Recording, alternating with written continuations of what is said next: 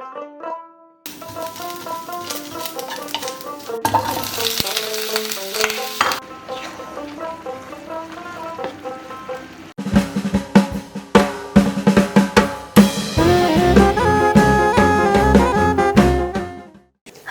আমি অর্পিতা চক্রবর্তী। তোমাদের সকলকে স্বাগত জানাই স্বাদ কাহনে। জামাই ষষ্ঠী স্পেশালে আজকে তোমাদের দেখাবো কাঁচা আমের চাটনি, একেবারে অনুষ্ঠান বাড়ির স্বাদে। তাহলে চলো শুরু করি। চাটনির জন্য 1 টেবিল স্পুন মতো সর্ষের তেল দিচ্ছি, হাফ টিস্পুন 5 ফোড়ন, একটা শুকনো লঙ্কা আর 1 টিস্পুন মতো ঝুরি করে কুচনো আদা।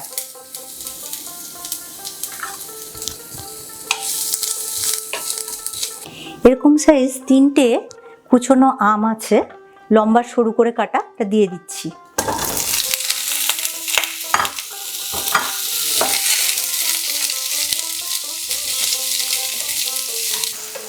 আমটা আমি 2 মিনিট মিডিয়াম টু লো ফ্লেমে কষে নেব।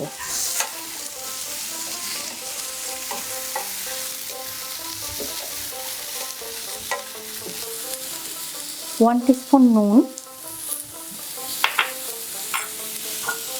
দিয়ে একটু কিছুক্ষণ আমি কষে নেব।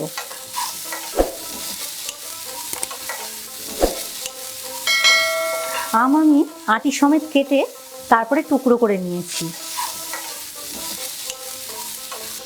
এর মধ্যে এবার 1 কাপ মতো জল দেব।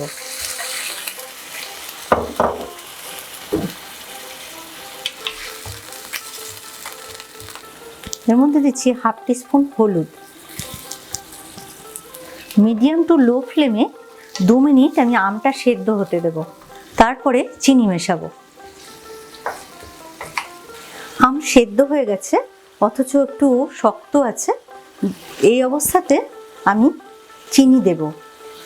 চিনি আমি এখানে 1 কাপ মতো দিচ্ছি, প্রয়োজন হলে আবার দেব।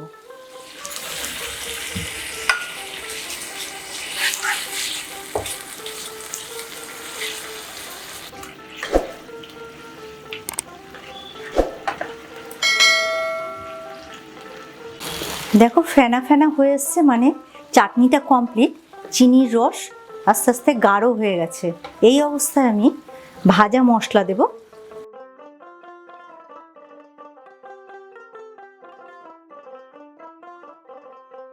ওয়ান টেবিল স্পুন মতো আমি ভাজা মশলা দিচ্ছি, প্রয়োজন হলে আবার দেব।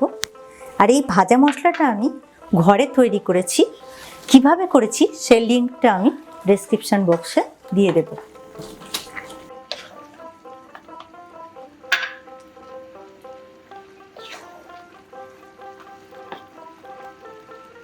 চাটনিটা আমার হয়ে গেছে। এবার আমি অফ করে কিছুক্ষণ ঢাকা দিয়ে রেখে দেব, তারপরে পরিবেশন করব। তাহলে ফ্লেভারটা আমের মধ্যে খুব ভালোভাবে ঢুকে যাবে।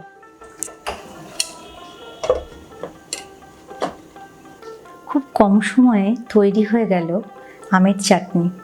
ঘরে অবশ্যই ট্রাই করবে, আর কেমন লাগলো কমেন্ট করে জানাবে। আর যদি নতুন রান্নার কোনো রেসিপি দেখতে চাও সেটাও কমেন্ট করে জানাবে। খুব ভালো থেকো তোমরা। ফিরে আসছি খুব শিগগিরই নতুন রান্নার রেসিপি নিয়ে।